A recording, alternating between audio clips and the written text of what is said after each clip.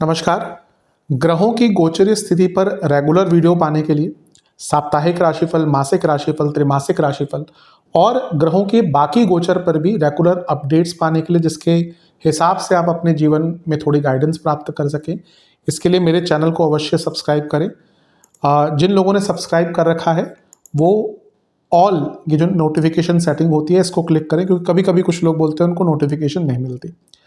आशा करता हूँ चैनल को सब्सक्राइब करेंगे और रेगुलर वीडियोस अवश्य आप देखेंगे। नमस्कार। ओम गणेशाय नमः। ओम नमः शिवाय। मैं निखिल ज्योतिष आचार्य आप सभी का मेरे चैनल पर पुनः स्वागत करता हूँ। आशा करता हूँ कि आप सभी स्वस्थ होंगे। महादेव की कृपा आप सभी पर सदैव बनी रहे।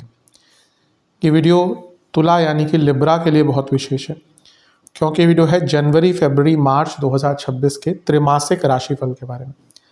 कैसा रहेगा जनवरी, फरवरी, मार्च यानी कि वर्ष 2026 के पहले क्वार्टर का हाल, ग्रहों की स्थिति क्या स्वरूप बदलेगी। मेरे चैनल पर विस्तृत रूप से मासिक राशिफल आते हैं, जिसमें मैं जो जीवन के प्रमुख एरियाज होते हैं उस पर एक विवेचन करता हूँ। साप्ताहिक राशिफल तो हर हफ्ते ही आते हैं, जो चंद्रमा की गति पर आधारित होते हैं, और यथासंभव बाकी ग्रहों के गोचर पर भी मैं वीडियो बनाता ही हूँ। लेकिन इन सब में से जो त्रैमासिक राशिफल होते हैं वो बहुत श्रेष्ठ और उच्चतम स्थान ग्रहण करते हैं, क्योंकि ये ऐसा वीडियो होता है, ऐसा राशिफल होता है जिसमें 90 दिनों के कालखंड में क्या गोचरीय प्रभाव होगा, बदलाव होगा, उसकी मैं विवेचना करता हूँ। और जो ये व्यक्ति समझता है कि ज्योतिष क्या है, कि ज्योतिष कोई जादू टोना नहीं है, कोई रातों रात अमीर बनने का ट्रिक नहीं है, अभी तो ग्रहों की स्थिति को समझ के उसके अनुरूप अपने आप को ढालना है, अच्छे प्रभाव का लाभ उठाना है, बुरे प्रभाव से बचना है, उन लोगों के लिए ये जो त्रैमासिक राशिफल होता है ये बहुत विशेष होता है। और यकीन मानिए जो 90 दिन का कालखंड है, जनवरी, फरवरी, मार्च, इसमें बहुत कुछ घटित हो रहा है। ग्रहों की युतियाँ बहुत होंगी। कई बार ग्रह, कभी 4 ग्रह एक साथ, कभी 3 ग्रह एक साथ, एक बार तो 5 ग्रह एक साथ होंगे। मंगल उच्च के होंगे, शुक्र उच्च के होंगे, ग्रहण लगेंगे। ग्रहण दोष भी होगा जब सूर्य राहु के साथ होंगे, और जो खगोलीय घटना होती है चंद्र ग्रहण, सूर्य ग्रहण, वो भी लगेगा। मार्च आते आते बृहस्पति बहुत लंबे अरसे के बाद मार्गीय हो जाएंगे और पिता पुत्र संबंध भी बनेगा, यानी कि शनि सूर्य साथ में आएंगे। तो क्या क्या प्रभाव हमें देखने को मिलेगा, यही विवेचना हम इस वीडियो में करेंगे।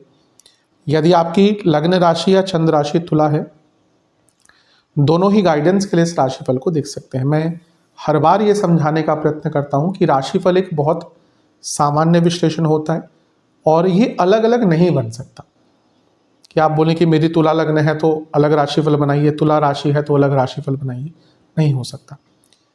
जहाँ से आपको ज़्यादा रिलेट करता है, सूट करता है, वहाँ से देखिए।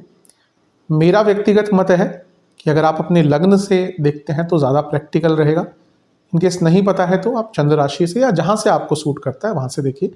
बस टेक्निकली अलग अलग राशिफल नहीं बन सकते। शुरू करते हैं इस अत्यंत विशेष राशिफल का जनवरी के महीने के साथ। शुरू करते हैं जनवरी के महीने के साथ। जनवरी के महीने में बहुत कुछ घटित हो रहा है। गोचर जो पहला है जनवरी का वो 13 जनवरी को होगा, शुक्र का, जो आपके लग्नेश है। लेकिन उससे पहले ग्रहों की युतियों का प्रभाव बहुत होगा। आपके तीसरे भाव में सूर्य, मंगल, शुक्र, बुध 4 ग्रह हैं। केतु, गुरु, शनि की दृष्टि है, तो 4, 3, 7 ग्रहों का प्रभाव आपके तीसरे घर पर है और ये बहुत अच्छा है। सबसे पहले तो मंगल का तीसरे घर में होना और सूर्य का तीसरे घर में होना बहुत शुभ होता है। हिम्मत बढ़ती है, आत्मविश्वास बढ़ता है, साल का शुरुआती भाग है। तो जब तीसरे घर में इतने सारे ग्रह हैं और प्रभाव है, ऊपर से लग्नेश भी है शुक्र, तो जैसा मैंने कहा एक सकारात्मकता का अनुभव होता है। कई लोग बहुत सारे अपने आप से प्रॉमिसेस करते हैं कि मैं वर्ष के शुरुआत में ये करूँगा, वो करूँगा। क्या कहते हैं उसको, I think new year resolutions. पर अधिकतम हम में से कई लोग उन चीज़ों को पूरा नहीं कर पाते। हम सोचते तो हैं ये करेंगे वो करेंगे, कई लोग जिम ज्वाइन करते हैं। आप कभी भी किसी जिम में जाएंगे ना, आई थिंक 1 जनवरी को सबसे ज़्यादा भीड़ दिखेगी और धीरे धीरे करके वो भीड़ थोड़ी कम हो जाती है। लेकिन ये वो समय है जब आपको, आप जो सोचेंगे, बल्कि जो रिजोल्यूशन लेंगे, जो भी सोचेंगे, हर ठीक है, एक नया साल स्टार्ट होता है तो व्यक्ति के अंदर एक बदलाव की चेष्टा होती है। तो सबसे बड़ी बात है, जो आप रेजोल्यूशन लेंगे, जो सोचेंगे, वो अपने कर्म यहाँ पे आप बहुत आराम से पूर्ण कर लेंगे। तीसरे घर में इतने सारे ग्रह स्किल्स के लिए बहुत अच्छे होते हैं। कोई नई स्किल सीखना चाहते हैं तो वर्ष का शुरुआती भाग ही बहुत अच्छा है। उपजय भाव है, यहाँ पे मंगल गति देते हैं, सूर्य गति देते हैं। यहाँ पे सूर्य भी उपजय घर के स्वामी हैं और तीसरे घर में ये सब कुछ हो रहा है, तो ये इच्छाओं की प्राप्ति का भी योग बनता है। और जैसा मैंने कहा, आपके अंदर पूरा वो बल रहेगा, श्रम रहेगा, प्रबलता रहेगी कि आप बड़े बड़े बदलाव साल के शुरुआती भाग में ही ले पाएं। यात्राओं के बहुत योग बन रहे हैं, धार्मिक यात्रा हो या अदरवाइज। और क्योंकि चौथे घर से 12वें में इतने सारे ग्रह हैं, जिसमें से मंगल भी हैं जो प्रॉपर्टी के कारक हैं, तो अगर आप कोई प्रॉपर्टी अपनी बेचना चाहते हैं तो वर्ष के शुरुआत में ही बहुत अच्छा योग बन जाता है। तीसरे घर में मंगल शत्रुहंता बनते हैं, क्योंकि यहाँ से वो छठे घर को भी देखते हैं। तो अगर आपके कोई केसेस वगैरह चल रहे हैं तो उसमें भी आपको कुछ रिलीफ वर्ष के शुरुआती भाग में ही मिल सकता है। और सबसे बड़ी बात है, ये सारे ग्रह मिलकर नवम भाव को देखेंगे, यानी कि भाग्य का भी भरपूर साथ आपको प्राप्त होगा। भाग्य स्थान के स्वामी भी यहीं पर बैठे हुए हैं। तो ये ग्रहों की जो युति है ना, ये आपको बहुत श्रेष्ठ रिजल्ट देगी। 3 ग्रहों का प्रभाव, जिसमें से शनि केतु आपको अपनी मिस्टेक्स को रियलाइज करवाएंगे, और एक उपचय भाव का स्वामी, 2 उपचय भावों के स्वामी गुरु जो वक्रावस्था में है, यानी कि आपको अपनी गलतियों को सुधारने का भी मौका प्राप्त होगा। तो ये 3 ग्रहों की युतियाँ बहुत अच्छी हैं। डाउन साइड इसकी क्या हो सकती है, भाई बहनों से बहुत झगड़े हो सकते हैं, भाई बहनों से प्रॉपर्टी के वाद विवाद हो सकते हैं, दोस्तों से मतभेद हो सकते हैं, ओवर कम्युनिकेशन हो सकता है, और इसके साथ ही ओवर एक्साइटमेंट भी हो सकती है, ओवर कमिटमेंट भी हो सकता है। तो इन सब एरियाज पर काफ़ी ध्यान दीजिएगा, लेकिन अच्छी युति है। अब स्टार्ट करते हैं ग्रहों के गोचर से। पहला गोचर 13 को होगा, 13 जनवरी को। शुक्र आ जाएंगे चौथे घर में, दिग्बली होते हैं शुक्र चौथे भाव में, और आपके लग्नेश हैं तो राजयोग बना रहे हैं, और उनका चौथे घर में आना प्रॉपर्टी का योग भी बनाता है, वाहन का भी योग बनाता है। शुक्र आपके लिए अष्टमेश है, पैतृक संपत्ति से लाभ दिखाता है, और 10वें घर को देखना जॉब चेंज का योग बनाता है। लेकिन शुक्र जब भी 10वें घर से संबंध बनाते हैं, ऑफिस पॉलिटिक्स को शुरू करवाते हैं, तो थोड़ा ऑफिस पॉलिटिक्स यहाँ से बढ़ना स्टार्ट होगी। लेकिन चौथे घर के शुक्र घर में समृद्धि, ऐश्वर्य, लग्जरीज, संपन्नता सब कुछ लेके आता है। आपके घर में भी किसी को धन का बहुत बड़ा लाभ प्राप्त हो सकता है। और लग्नेश हैं चौथे घर में आ रहे हैं, यानी कि आपको भौतिक सुखों के साथ साथ आंतरिक सुख, इमोशनल हैप्पीनेस, वो भी प्राप्त होगी। तो शुक्र का गोचर यहाँ पे बहुत श्रेष्ठ है। इसके बाद गोचर होगा 14 जनवरी को सूर्य का। मकर संक्रांति होगी, सूर्य मकर में आ जाएंगे, वो भी चौथे घर में आ जाएंगे। अब यहाँ पे भी देखिए कितना अच्छा है, सूर्य आपके लाभेश हैं, तो लाभेश और लग्नेश यानी कि शुक्र और सूर्य चौथे घर में है। लाभ स्थान का स्वामी लग्नेश के साथ चौथे घर में फिर से एसेट्स की तरफ दिखाता है कि आप एसेट्स ले सकते हैं। जब शुक्र आए थे तो केवल प्रॉपर्टी की बात कर रहा था मैं, लेकिन जब लाभेश अभी आ गया यानी कि एसेट्स, तो एफडी करवानी है, पीपीएफ खुलवाना है, बॉन्ड लेना है, कोई गोल्ड बॉन्ड लेना है, आरबीआई से बॉन्ड लेना है, कोई एसआईपी स्टार्ट करानी है, कोई प्रॉपर्टी में ही इन्वेस्ट करना है।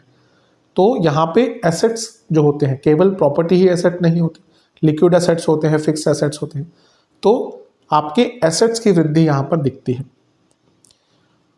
बस एक चीज है कि सूर्य का दिग्बल यहां पे समाप्त हो जाएगा, तो करियर में और जीवन में थोड़ा कॉन्फिडेंस कम हो सकता है, तो कॉन्फिडेंस पर बहुत काम करना है।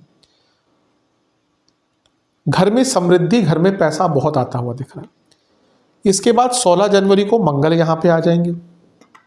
अब मंगल क्या है? मंगल धनेश है। मंगल क्या है? मंगल सप्तमेश है। तो धनेश का चौथे घर में आना, जो और ये भाव जो है दूसरा चौथे से 11वां है। कोई प्रॉपर्टी खाली पड़ी है, रेंट आउट नहीं हो रही, रेंट पे चढ़ सकती है।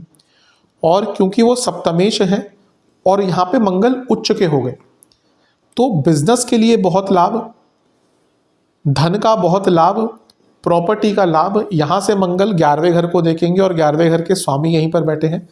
11वें घर में केतु हैं। कोई कंस्ट्रक्शन स्टार्ट करानी है अपनी प्रॉपर्टी पर, या बहुत टाइम से कोई प्रॉपर्टी चाह रहे थे कि भाई ये प्रॉपर्टी मिल जाए, लेकिन बात नहीं बन रही थी, तो ये वो समय है जब आपकी बात प्रॉपर्टी की बनेगी, नो डाउट। लेकिन मंगल आपके प्रबल मारक ग्रह हैं। मंगल प्रबल मारक ग्रह हैं और उनका मारक क्यों है? दूसरा सातवां भाव मारक भाव होता है। और उनकी जो युति है यहाँ पे लग्नेश के साथ है, जो कि अष्टमेश भी है। और चौथा भाव वहीक्यूलर एक्सीडेंट्स का योग आपका यहीं से स्टार्ट हो जाएगा, बल्कि शुक्र के कारण ही बन जाता है। लेकिन जब मंगल आ गए, जो प्रबलता, जो एक्सीडेंट के कारक हैं, इंजरीज के कारक हैं, प्रबल मारक हैं, बहुत केयरफुल रहिएगा। महीने के मध्य भाग के आसपास, स्पेशली अगर अंतर्दशा प्रत्यंतदशा खराब चल रही है, शुक्र की ही चल रही है, मंगल की चल रही है, बृहस्पति की चल रही है, वक्री ग्रह, अस्त ग्रह की चल रही है, कोई ग्रह युद्ध में हारा हुआ है उसकी चल रही है, तो ऐसे लोगों को यहाँ पे प्रॉब्लम्स आ सकती है। अब देखिए, मंगल का भी दिग्बल समाप्त हो गया, सूर्य का भी दिग्बल समाप्त हो गया, तो कॉन्फिडेंस थोड़ा सा ना लो जाना शुरू हो जाएगा। ये वो टाइम होता है जब व्यक्ति अपनी एबिलिटीज पर थोड़ा सा शक करना शुरू करता है। तो देखिए कितना कॉन्ट्रास्ट है। जब तक तीसरे घर में सारे ग्रह थे तो लग रहा था कुछ भी कर लेंगे, लेकिन धीरे धीरे करके जब दिग्बल समाप्त होगा ना, कॉन्फिडेंस की भी कमी आएगी। हाँ, चौथे घर में 2 उग्र स्वभाव के ग्रह हैं, मंगल सूर्य। थोड़ा घर में पैसों को लेकर, ईगो को लेकर क्लैशेस हो सकते हैं, उसको थोड़ा अवॉइड कीजिएगा। यहाँ से मंगल क्योंकि सप्तम को भी देखेंगे तो थोड़ा मैरिड लाइफ में भी प्रॉब्लम्स इसके कारण आ सकती है। इसके बाद 17 जनवरी को बुध का गोचर होगा। देखिए कैसे आसपास ही सारे ग्रह आ रहे हैं, तो बुध आ जाएंगे आपके चौथे भाव में, सारे ग्रहों को ज्वाइन करेंगे। बुध क्या है? बुध आपके 12वें घर के स्वामी हैं और भाग्य स्थान के स्वामी हैं। लग्नेश और भाग्येश साथ में बैठ गए, यानी कि शुक्र और बुध, ये बहुत सुंदर योग है। और चौथे घर में बैठे हैं, यानी कि केंद्र स्थान, उच्च कोटि का राजयोग। अच्छा, हो सकता है आप में से कुछ लोगों को प्रमोशन भी मिल जाए, पर क्योंकि मंगल सूर्य का दिग्बल समाप्त है, मे बी वो जो एक ट्रांजिट फेस होगा ना, ट्रांसफर का फेस होगा, तो थोड़ा सा कष्टकारी हो सकता है, क्योंकि आपको अपनी अथॉरिटी बहुत महसूस नहीं होगी। तो इन केस अगर आपका यहाँ पे प्रमोशन होता है ना, तो थोड़ा सब्र रखिएगा, थोड़ा पेशेंस रखिएगा, क्योंकि एकदम जाके आप अपने अथॉरिटी, अपने रूल्स, अपने डोमिनेंस नहीं साबित कर पाएंगे। थोड़ा पेशेंस रखिएगा, go with the flow, go with the time, इस बात को देखिएगा। लेकिन चौथे घर में इतने सारे ग्रह, प्रॉपर्टी, वाहन, मंगल बुध साथ में है, प्रॉपर्टी के कागजात बनवाने हैं, रजिस्ट्री करवानी है, उन सब के लिए सूर्य है। तो कोई लीगल केस फंसा हुआ था, नहीं हो पा रही रजिस्ट्री, नहीं हो पा रहा म्यूटेशन, कोई और प्रॉब्लम आ गई, कोई नाम गलत हो गया, वो ठीक करवाना था, नहीं हो पा रहा था, तो यहाँ पे वो समय है, आपको कार्य पूर्ण करवा सकते हैं।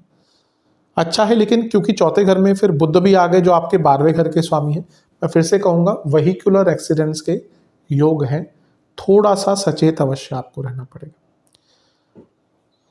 इसके बाद कोई ग्रह का परिवर्तन जनवरी में तो नहीं होगा, लेकिन एक चीज़ का ध्यान देना है कि चौथे भाव में 4 ग्रह हैं और यहाँ से छठे में वक्री ग्रह है और यहाँ से 8वें में भी वक्री ग्रह है। जैसे जैसे ये ग्रह भरते जाएंगे ना चौथे घर में, इमोशनल लेवल पर बहुत प्रॉब्लम्स आना शुरू हो जाएंगे। ये महीना आपको अपने इमोशंस पर बहुत कंट्रोल करना है, क्योंकि कई बार ऐसा होगा सारी चीज़ें ठीक हैं लेकिन इमोशनली आप बहुत वल्नरेबल रहेंगे और उसके कारण जो स्थिति उतनी बुरी नहीं है उसको बुरी स्थिति में कन्वर्ट कर सकते हैं।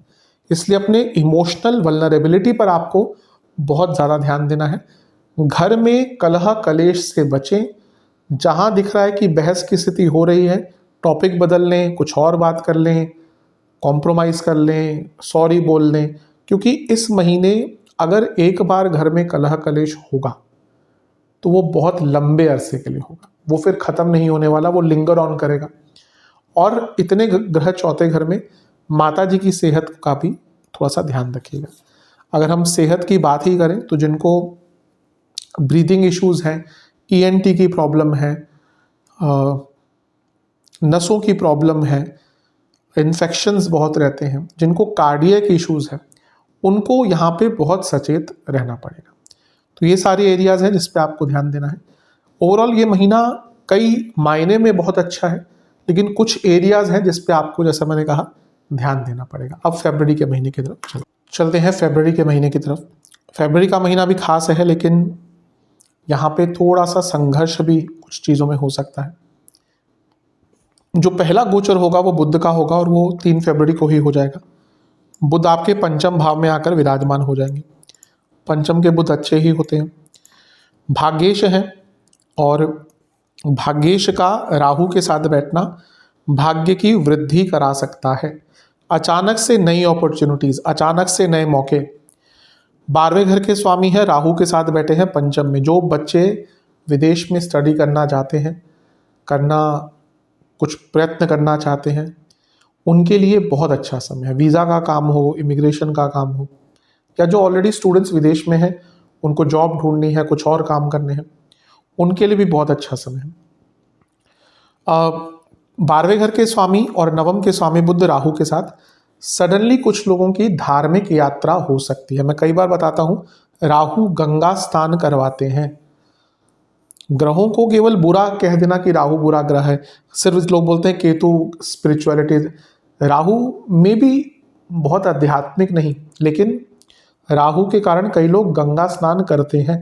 आप में से कई लोग वो समय उठा के देख लीजिए, जब आप काशी, ऋषिकेश, हरिद्वार या पवित्र नदियों, जब हम गंगा स्नान की बात करते हैं तो हमारे देश में जितनी भी पवित्र नदियां हैं, गंगे चे, यमुने चे, गोदावरी, सरस्वती, नर्मदे, सिंधु, कावेरी, ये सारी जो पवित्र नदियां हैं, इन सब की बात करते हैं, तो उनके दर्शन, उसमें स्नान करने का मौका प्राप्त हो सकता है।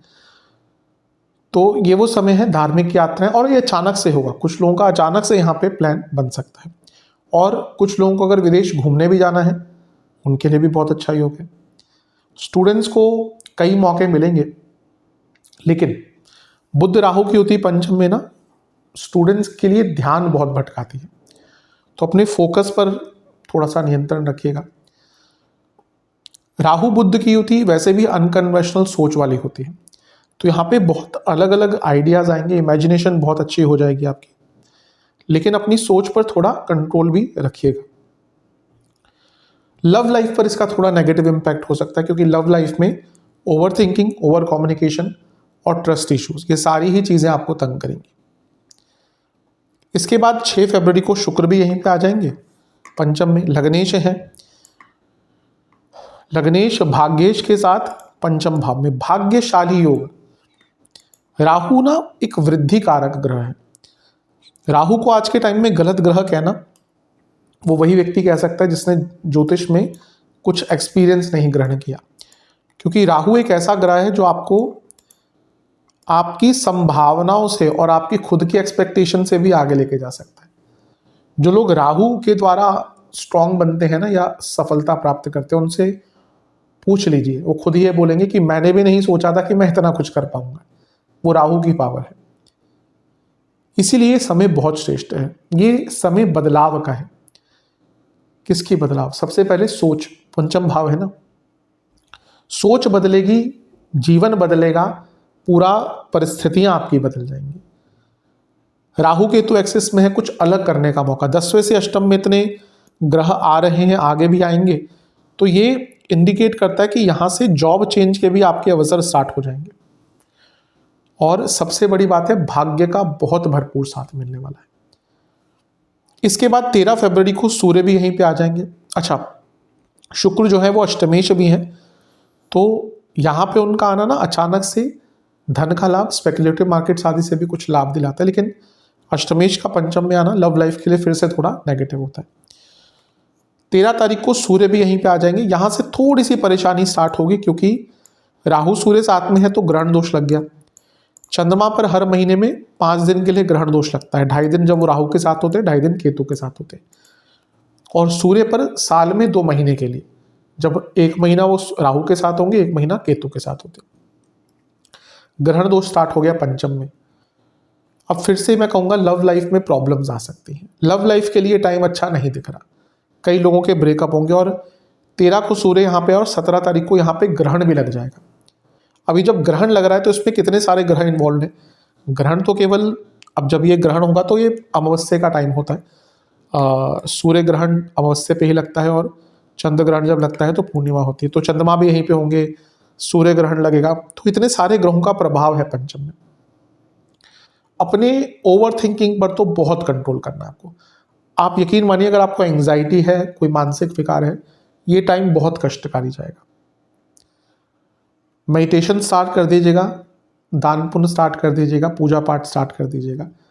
अपने आप को सात्विक रखिएगा, तभी लाभ इसका प्राप्त होगा। लव लाइफ में फिर से कहूँगा, कई लोगों के ब्रेकअप इस टाइम में होंगे। संतान से संबंध बहुत लोगों के बिगड़ेंगे।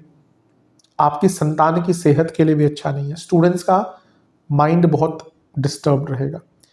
पर अच्छी चीज़ ये है कि ये एक ऐसा समय है जब व्यक्ति कुछ बहुत ही अलग कर सकता है। उसको कोई ऐसा आइडिया आ सकता है जो उसके जीवन को बदल कर रख देगा। तो उन आइडियाज़ को आने दीजिएगा, उन पर विचार कीजिएगा, ताकि जीवन बदले। अच्छा, थोड़ा सा कंसर्निंग ये है कि 10वें से अष्टम में इतने सारे ग्रह आ रहे हैं, तो ये जॉब चेंज का योग बनाता ही है। लेकिन अगर कुंडली में बहुत बुरा समय चल रहा है तो कुछ लोगों की सडन जॉब भी यहां पर जा सकती है। क्योंकि अगर हम देखें, अभी तो ये 17 फरवरी की हमने बात करी ग्रहण की, फिर चंद्रमा आगे निकल जाएंगे, आगे कहीं पे 2.5 दिन बाद यहाँ पे, फिर यहाँ पे ऐसे आ जाएंगे। चंद्रमा पर मैं ज़्यादा विचार नहीं करता, त्रिमासिक में सबको पता ही होगा। लेकिन 23 फरवरी को फिर मंगल भी यहीं पे आ जाएंगे। अब मंगल धनेश है, सप्तमेश है, धन स्थान के स्वामी है, तो करियर से संबंध बन गया। तो उनका भी 10वें से अष्टम में आना, कुछ लोगों की सडनली जॉब यहाँ पर जा सकती है। तो इस पीरियड में थोड़ा सा सचेत रहिएगा। जब मंगल यहाँ पे आए तो अंगारक दोष भी बन गया। ये फिर से लव लाइफ के लिए बहुत अच्छा नहीं है। और क्योंकि मंगल सप्तमेश भी है तो ये मैरिड लाइफ में भी प्रॉब्लम्स लेकर आएगा। वाणी पर बहुत कंट्रोल कीजिएगा 23 तारीख के बाद से, क्योंकि दूसरे घर के स्वामी अंगारक योग में आ गए, तो आपको पता ही नहीं चलेगा कब क्या बोलना है, और उसके कारण दिक्कतें और बढ़ती जाएंगी। और रही सही कसर 26 तारीख को बुध पूरी कर देंगे। 26 फरवरी को बुध हो जाएंगे वक्री। अब आपके भाग्येश वक्री हो गए और इतने सारे ग्रहों के प्रभाव में है, या इतने सारे ग्रहों को प्रभावित किया हुआ है। मैं यही कहूँगा कि 17 तारीख के बाद अगर आपका कोई सबसे बड़ा दुश्मन होगा तो आपकी सोच होगी, आपकी बौद्धिक अक्षमता होगी, आपके विचार होंगे जिन पर आप कंट्रोल नहीं कर पाएंगे। क्योंकि यहाँ पे आप इतनी गलतियाँ करेंगे, इतने गलत निर्णय लेंगे, इतना ओवर थिंकिंग करेंगे कि मैंने कहा ना कि फिर आपको दुश्मनों की आवश्यकता नहीं होगी। तो कोशिश कीजिएगा, जैसे ही सूर्य 13 तारीख को यहाँ पे आ रहे हैं, ग्रहण 17 को लग रहा है, आप पूजा पाठ, जिन भी आराध्य को आप मानते हैं उनकी आराधना, नहीं मानते हैं तो आपका जो भी तरीका है ईश्वर से कनेक्ट करने का, ईश्वर का आकार भी है, ईश्वर निराकार भी है। जाकी रही भावना जैसी, प्रभु सूरत देखी तिन तैसी। जिसको भी आप मानते हैं, जिस प्रकार से मानते हैं, उनकी आराधना शुरू कर दीजिए, क्योंकि ये समय कष्टकारी जाएगा। और किसी के लिए होना हो मानसिक रूप से जाएगा। और जब हम मानसिक रूप से बहुत नकारात्मक प्रभावित होते हैं या बहुत कंफ्यूज रहते हैं, हम गलत निर्णय लेते ही हैं। तो बहुत बहुत ज़्यादा ध्यान इस पर दीजिएगा। सेहत की बात करें, कार्डियक इश्यूज का रोग का चांसेस बना रहेगा, जिसको है दिक्कत ध्यान दें। भयंकर पेट के रोग, एसिडिटी भयंकर, इंडाइजेशन भयंकर, anxiety, sleep disorder, pancreatic issues, intestine की प्रॉब्लम, बॉडी में इन्फ्लामेशन, ये बहुत रहेगा। खाने पीने को लेकर तो बहुत सचेत रहिएगा। खाना पीना जितना बाहर का अवॉइड करेंगे उतना आपके लिए अच्छा है। लेकिन ये फरवरी का महीना थोड़ा सा संवेदनशील है, इसमें कोई भी दो राय नहीं, थोड़ा ध्यान दीजिएगा। जो स्पेशली मैंने एरियाज बोले हैं उन पर। चलते हैं मार्च की तरफ। मार्च के महीने में बहुत बदलाव हो रहे हैं। पहला बदलाव तो शुक्र का ही होगा, लग्नेश का। वो छठे भाव में आकर बैठ जाएंगे, उच्च की अवस्था के हो जाएंगे और अपने योग कारक ग्रह के साथ हैं। बहुत शुभ योग है, बहुत शुभ। क्योंकि पहले तो उच्च की अवस्था के हो रहे हैं और अर्थ त्रिकोण में हो रहे हैं। कुछ लोगों के प्रमोशन यहाँ पे होंगे। शनि के साथ हैं, योग कारक ग्रह हैं आपके। कई अटके हुए काम बनेंगे, लीगल कार्य हो, अटके हुए कार्य हो, करियर में बाधाएं आ रही हो, बिजनेस में बाधाएं आ रही हो, वो प्रॉब्लम्स आपकी दूर होंगी। और इवन कोई पेमेंट वगैरह अटकी हुई थी, वो प्रॉब्लम भी आपकी यहाँ पे दूर होगी। तो शुक्र का यहाँ पे आना, और वो विपरीत राजयोग भी बना रहे हैं, यानी कि अचानक से धन लाभ, अचानक से रुके जो काम थे आपके पूरे होंगे। आपकी प्रोडक्टिविटी, जब भी लग्नेश और योग कारक ग्रह साथ में होते हैं, प्रोडक्टिविटी बहुत अच्छी होती है। अगर आपकी कुंडली में भी, आपकी कुंडली इतनी अच्छी है ना कि आपके लग्नेश या दशम का कुछ मिलन है, लग्नेश और योग कारक का कुछ मिलन है, तो ऐसे लोग बहुत प्रोडक्टिव होते हैं। तो ये जो शनि शुक्र की होती है, ये बहुत प्रोडक्टिव आपको बना कर जाएगी, इसमें कोई भी डाउट नहीं है, कोई दो राय नहीं। ध्यान ये दीजिएगा कि शुक्र लग्नेश है, तो लग्नेश का छठे घर में जाना सेहत के लिए अच्छा नहीं होता। तो हेल्थ इश्यूज थोड़े बरकरार रहेंगे, हेल्थ पर ध्यान दीजिएगा। और शुक्र का छठे घर में जाना मैरिड लाइफ में भी प्रॉब्लम्स देता है। यहाँ पे भले ही उच्च के हो रहे हैं, लेकिन काल पुरुष की कुंडली में छठे घर में नीच के होते हैं, और ये भाव सप्तम से 12वां है, तो यहाँ से मैरिड लाइफ में थोड़ी प्रॉब्लम्स शुरू हो जाएंगी। लड़ाई झगड़े बहुत हो सकते हैं, और इवन इंटीमेसी की प्रॉब्लम भी यहाँ पे स्टार्ट हो सकती है। 3 मार्च को चंद्र ग्रहण लगेगा। एक अभी सूर्य ग्रहण लगा था, तो वो कब लगता है? अमावस्या पर। पूर्णिमा पर क्या लगता है? चंद्र ग्रहण। 11वें घर में ग्रहण का लगना कोई बहुत बुरा नहीं होता। कोई पेमेंट रुकी हुई थी, कोई जॉब आप चेंज करना चाहते थे, इनकम के नए रिसोर्सेस या सोर्सेस ढूंढ रहे थे, उन सब के लिए ये समय बहुत अच्छा, बहुत श्रेष्ठ बन रहा है। ध्यान ये दीजिएगा कि अभी भी 10वें से अष्टम में बहुत ग्रह हैं, और ये जो ग्रहण लगेगा इस बार 10वें घर के स्वामी पर है। तो जॉब लगने के योग आपके यहाँ पे भी अभी बने हुए, यानी कि जो 17 फरवरी को, जॉब जाने के योग जो आपके 17 फरवरी को स्टार्ट हुए थे, वो यहाँ तक चलेंगे। तो इसलिए यहाँ पे थोड़ा सा सचेत रहिएगा। जिनकी कंपनी में हालात बुरे चल रहे हैं, ले ऑफ्स चल रहे हैं, उनको यहाँ पर थोड़ा सा केयरफुल रहना है। अभी रिसेंटली कई लोगों की जॉब गई है, तो मैं वही देख रहा हूँ कि जिनकी जॉब गई है, अगर लेट्स से कि 50 लोग हैं, उनमें से 15 लोगों को निकाल दिया, तो 15 लोग कौन होंगे? वो वही होंगे जिनकी कुंडली में उस समय एक अच्छी अंतरदशा प्रत्यंदशा नहीं चल रही है, उनकी कुंडली वीक होगी। तो अगर आपकी कुंडली भी थोड़ी वीक है, तो यहाँ पे जॉब जाने के योग बहुत ज़्यादा बन जाते हैं। इसके बाद 11 मार्च को एक बहुत श्रेष्ठ चीज़ हो रही है। क्या हो रहा है? आपके गुरु मार्गी हो जाएंगे। आपके क्या, सभी के गुरु मार्गी होंगे, लेकिन आपके नवम भाव में मार्गी हैं, और वो लग्न को देख रहे थे।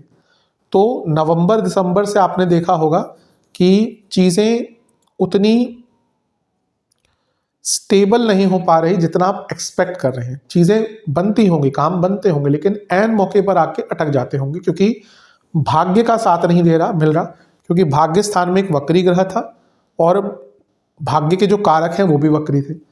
तो यहाँ पे वो मार्गी हो जाएंगे, और बहुत व्यवस्था बननी शुरू हो जाएगी, भाग्य का साथ मिलना शुरू हो जाएगा।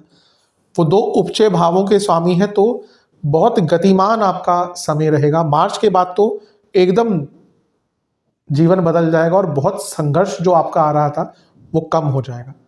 संतान प्राप्ति का योग बनता है, क्योंकि यहाँ से वो लग्न को भी देखेंगे, पंचम को भी देखेंगे। तो जो लोग संतान प्राप्ति के इच्छुक हैं, 11 मार्च से 1 जून तक का समय उनके लिए बहुत अच्छा है, बहुत श्रेष्ठ है। इसके बाद अच्छा एक चीज और है कि शनि और गुरु अभी देखिए, पहले क्या है, शनि वक्री थे, फिर गुरु वक्री हो गए। गुरु का प्रभाव और शनि का प्रभाव, अब दोनों ही मार्गी हैं, वो तीसरे घर पे होगा। तो ये बहुत श्रेष्ठ है क्योंकि ये भाग्य, पराक्रम, स्किल्स और हार्डवर्क का योग बन रहा है। यकीन मानिए मार्च में तो शुरुआती कुछ टाइम को छोड़ दे, उसके बाद तो आपका जो कॉन्फिडेंस जो साल के शुरुआत में था जनवरी में, वो वापस आएगा और अपनी प्रबलता से अपनी कई प्रॉब्लम्स, लीगल हो अदरवाइज हो, सॉल्व कर लेंगे। कुछ आपकी जो रिटेंशन पावर और चीज़ों को समझने की क्षमता होगी ना, वो भी यहाँ पे बहुत श्रेष्ठ रहेगी। तो अच्छा समय है बहुत। इसके बाद 15 मार्च को पिता और पुत्र का संबंध बनेगा जब सूर्य आ जाएंगे आपके छठे घर में। साल में एक बार ये दोनों साथ में आते हैं, पिता पुत्र साल में एक बार साथ में बैठते हैं, एक बार आमने सामने होता है। तो कह सकते हैं कि 2 बार म्यूचुअल संबंध बनता है। वैसे तो जब शनि से तीसरे में जाएंगे सूर्य तब भी देखेंगे और 10वें में जाएंगे तब भी देखेंगे शनि, लेकिन म्यूचुअली रिजल्ट नहीं रहेगा या म्यूचुअल संबंध नहीं रहेगा। ये कई चीज़ों के लिए अच्छा है। लाभ स्थान के स्वामी यहाँ पे आपके सूर्य हैं और योग कारक के साथ बैठे हैं, शुक्र के साथ बैठे हैं। फिर से कहूँगा प्रमोशन के योग बन जाते हैं, सैलरी इंक्रीमेंट के योग बनते हैं। कई लोगों की सैलरी यहाँ पे मार्च में इंक्रीज हो सकती है। कंपटीशन के लिए बहुत अच्छा है। जो स्टूडेंट्स कोई कॉम्पिटिटिव एग्जाम यहाँ पे दे रहे हैं, बहुत श्रेष्ठ है। आपका अपने ऊपर विश्वास जो है वो बढ़ेगा। जो शुरू में क्या हुआ था ना कि बहुत सारे ग्रहों का दिग्बल समाप्त हो गया था, मंगल सूर्य, बहुत सारे का मंगल सूर्य, तो धीरे धीरे करके कॉन्फिडेंस राइज होगा और मार्च में तो आके कॉन्फिडेंस बहुत बढ़ जाएगा। बहुत अच्छा है। लेकिन सूर्य शनि साथ में है, ये भाव है जो करियर से एक संबंध बनाता है, अर्थ त्रिकोण है, तो बॉसेस से ना थोड़ी प्रॉब्लम स्टार्ट हो जाएगी। और यहाँ पे शुक्र भी है, तो कभी कभी यहाँ पे ऐसा होता है कि कलीग्स और बॉसेस मिलकर आपके विरुद्ध हो जाते हैं, तो थोड़ा सा उस चीज़ पर ध्यान दीजिएगा। और सरकारी बाधाएं, सरकार से दंड का योग बन जाता है। कोई दशा अंदशा ठीक ठाक चल रही है तो कोई चालान कट जाएगा भाई आपका, आपने स्पीड ब्रेक कर दी, चालान कट गया, स्पीड से ज़्यादा चले गए। ज़्यादा ही बुरा है तो कोई नोटिस आ जाएगा सरकार से या किसी सरकारी अड़चन में फंस सकते हैं, ध्यान दीजिएगा। इसके बाद 21 मार्च को बहुत श्रेष्ठ चीज़ होगी कि बुध मार्गी हो जाएंगे। बुध जो वक्री अवस्था में थे वो मार्गी हो जाएंगे। बहुत अच्छा है क्योंकि अभी देखिए क्या है कि 11 को गुरु मार्गी हुए और फिर आपके जो भाग्यस्थान में है, भाग्य के कारक हैं, फिर भाग्येश भी मार्गी हो गए। तो मार्च का महीना ना रिडेम्पशन का है। फरवरी का मध्य भाग के बाद थोड़े ऊपर नीचे चीज़ें होंगी, मार्च का शुरुआती भाग थोड़ा ऊपर नीचे होगा, लेकिन धीरे धीरे करके चीज़ें बहुत बेटरमेंट की तरफ जाएंगी। मार्च का महीना तो बल्कि भाग्यकारी है, योगकारी है और बहुत आशावान महीना रहेगा, बहुत होपफुल महीना रहेगा, जहाँ पे चीज़ें आपके लिए बहुत सकारात्मक रूप से आगे बढ़ेंगी।